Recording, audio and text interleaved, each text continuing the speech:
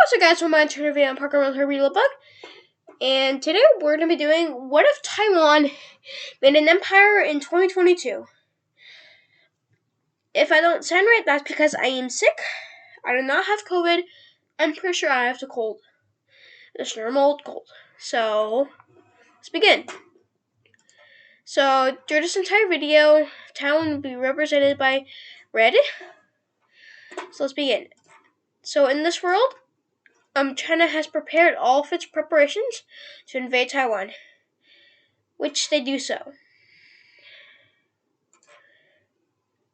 Wait, hold on. Let me just change this. Actually, sorry.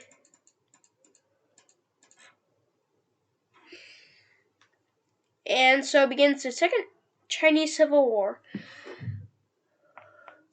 With this, people all around China allied in support of the Chinese of Taiwan. Shandong rebels, I believe. So there's the Guanji clique.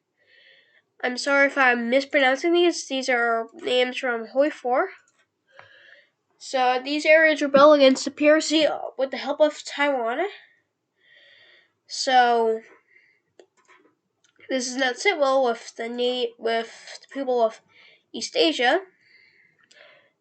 So they rebel. I'm sorry about my borders. My knowledge of this area is quite slim. So let's go like that. Maybe like that. Yeah, we'll call that Tibet and East Turkestan. Both of them rebel also against the Chinese, the falling PRC. So, sorry. The first movements are made by Taiwan and the rebels. They start by capturing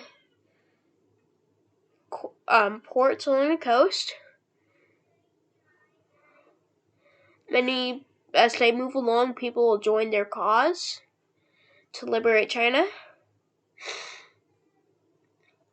The United States and Japan have some help to help defeat the PRC. And they begin with troops. With the help of these nations, they managed to cut off most of the coast. As PRC troops are finally mobilized, in East Turkestan and Tibet, they managed to make a small breakthrough, but because of the mountains and awful good military, they are stopped along. They just decide a small PRC troop meet them like 100,000 soldiers. It's enough to stop them, as nobody really cares about this area. But the PRC refuses to let them go, so war continues to fight on. Well, war continues in the east. So, good news for the PRC, though. They managed to push back the rebels, but this ultimately wastes the remaining PRC troops, as more people join them. More people join the rebels and the Taiwanese, eventually leading to a massive push on every front with everything they have, and they know that if they fail, PRC would have the resources to take them back, and it would be a humiliating failure for democracy across the world. So eventually, a landing is made in Harbin. Not Harbin, this little port right here. It goes well as most of Manchuria rebels against the PRC. The PRC troops surrender. They're pretty much a fight. And eventually the Battle of Beijing happens as troops from the south meet up along with the troops from the north. They close in on the city after a long bloody battle of almost a year.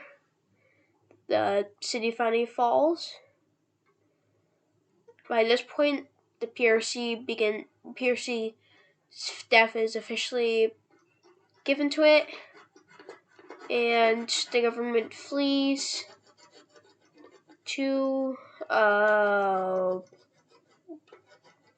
Russia, where it seeks an exile. Parts of the government, like troops that were right here, they flee to North Korea and Russia, while the remaining government flees through Mongolia to get to Russia. With this, new borders were set up across the nation. Inner Mongolia decides to join Mongolia, establishing the Greater Mongol Confederation.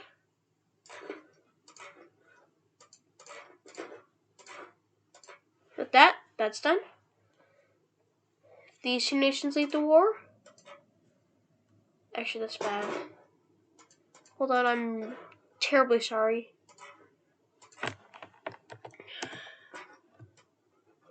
They both leave the war.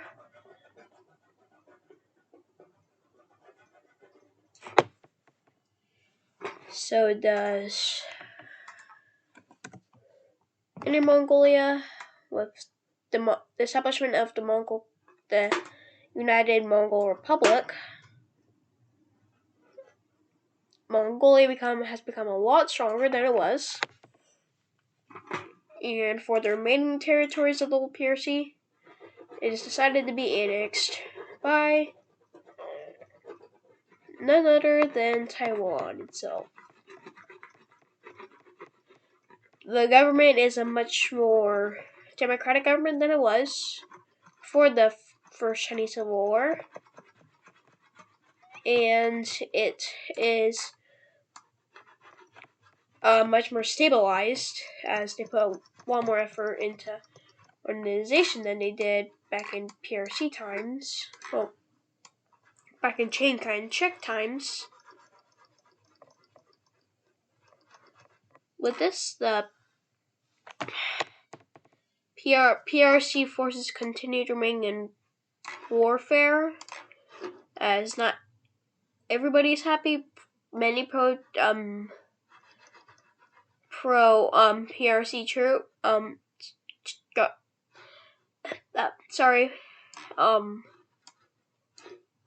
communist troops continuing guerrilla warfare, weakening many provinces of the PRC, of the ROC, China, or Republic of China, and this is now the new China.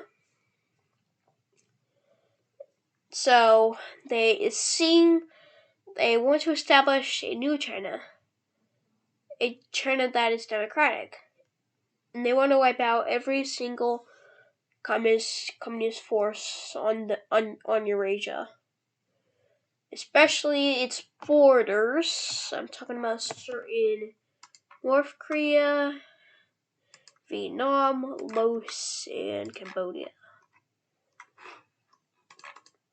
But the main target right now is kinda North Korea. After 10 years of peace and that mobilization, the nations of Japan, South Korea, and China declare war on the Democratic on North Korea. This sends Kim Jong-un into rage, and he orders every single troop that can be mobilized. So this leads to about an army of 11 million soldiers,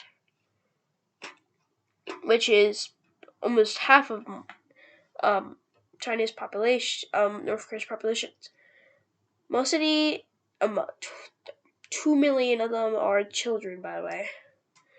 So this is not good. As they're already prepared, they managed to break through. And most of it is unequipped, and 70% of the army fighting the Republic of China is decimated in 2 weeks. Well, they're not decimated. Most of them took their lives, not wanting to seeing as they're losing.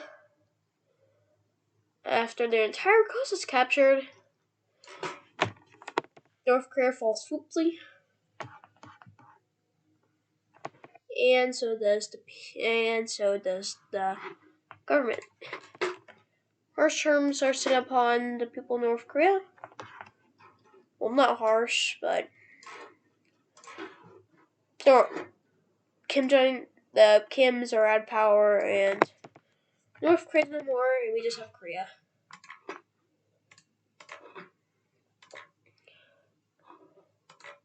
An alliance is established with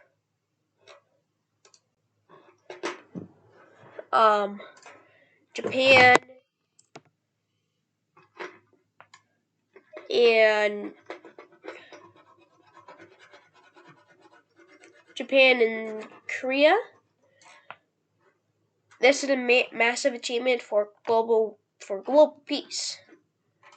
As without the Kims, as without North Korea and the Democratic and the people in the People's Republic of China, communism has taken a major hit and is majorly weakened now.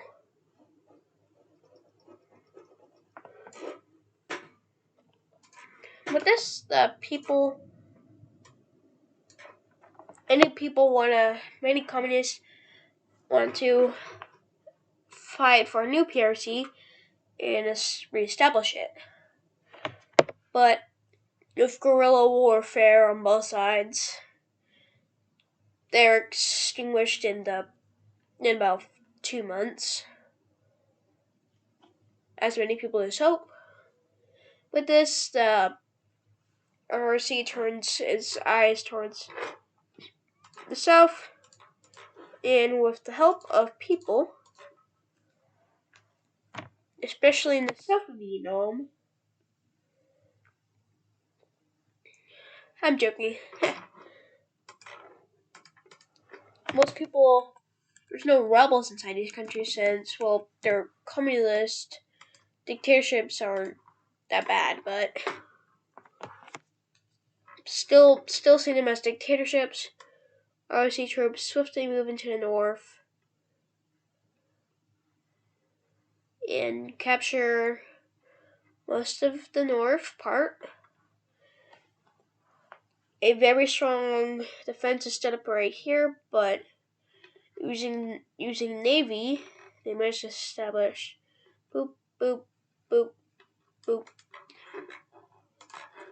and boop. This distracts so many forces that this fort just collapses. Small armies send, and all the fronts connect. Brutal warfare is accomplished by troops. Vietnam falls. Laos swiftly surrenders. Cambodia, to the point, also surrenders.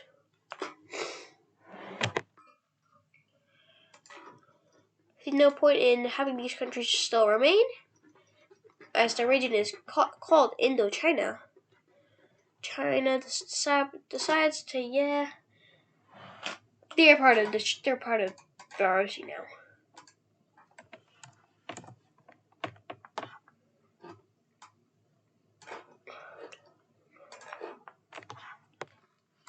there's attempts by people to make China even more of a democracy, make it like a federation or confederation. Also, if you could tell me the difference between a confederation and a federation, can you please comment below? That's something I do not understand between a confederation, like the what's a confederation? Well, here's a good confederation. The Rhine, Napoleon, he established that up. Napoleonic Wars, it collapsed after a couple battles. Great history, by the way. With this, peace in Asia has been settled, but Russia ain't done. The people of Russia saying that China has been distracted and has taken major casualties in the war, and the recent dismantlement, the recent collapse of NATO, of NATO has seen, yeah. You know what? Screw it, we're just gonna kill them. So, that's exactly what they do.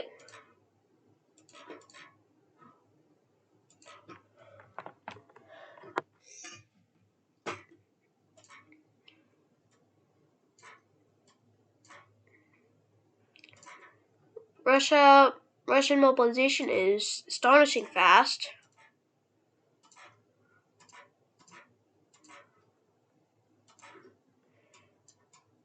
They mobilized around 130,000 troops,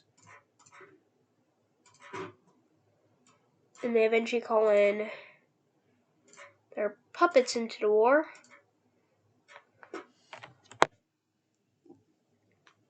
And they eventually make unification with their puppets to make Russia stronger, which pisses off a lot of anti-Russians. So, with this, the revolts in these countries increased dramatically, but Russian forces swiftly put them down. This, with the declaration of war on China, Japan and Korea both opened up with arms. Not expecting such a sudden move by Russia,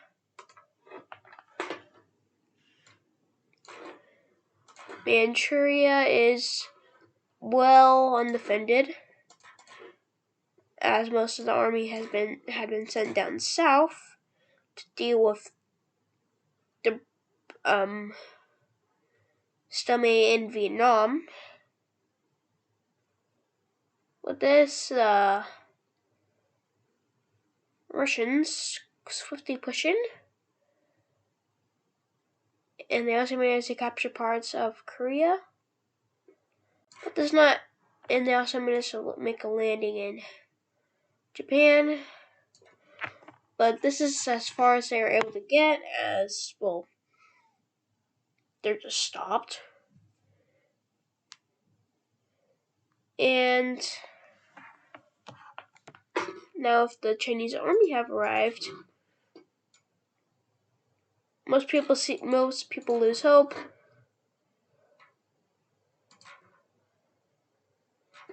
And Putin dies actually, which this ends Russian aggressiveness. And for attacking them,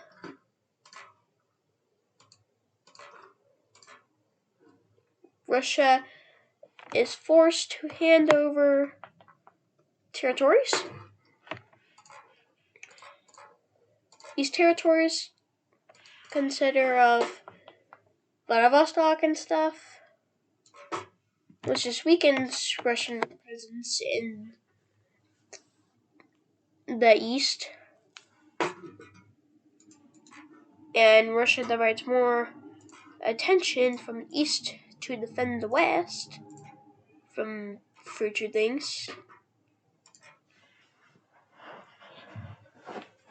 which leads to a power vacuum in the East, which China fulfills the role as the protector of East Asia,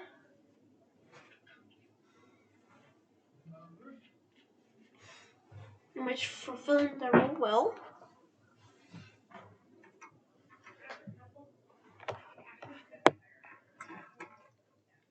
They fulfill this well too well. And many people think that they will be enslaved by by Chinese. Well, of course it never happens.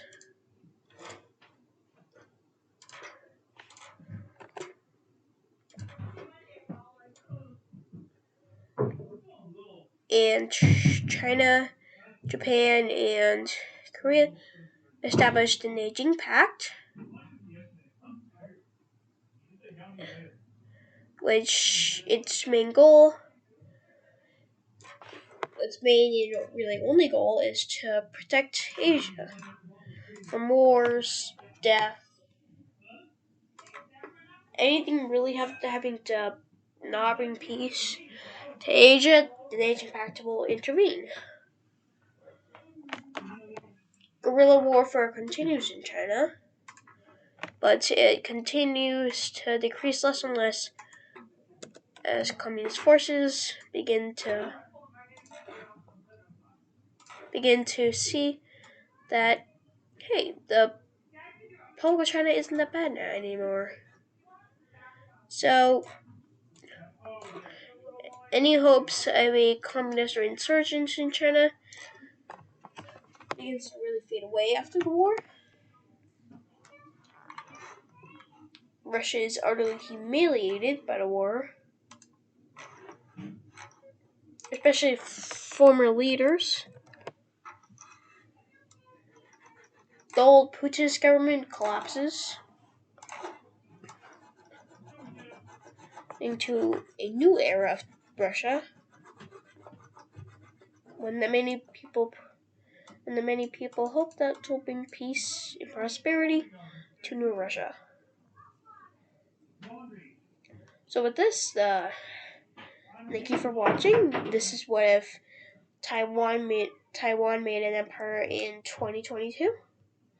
It has united all of the Chinese people, mostly, and it has secured dominance over East Asia, and probably will continue. It has been aligned with Japan and Korea, South Korea, North Korea.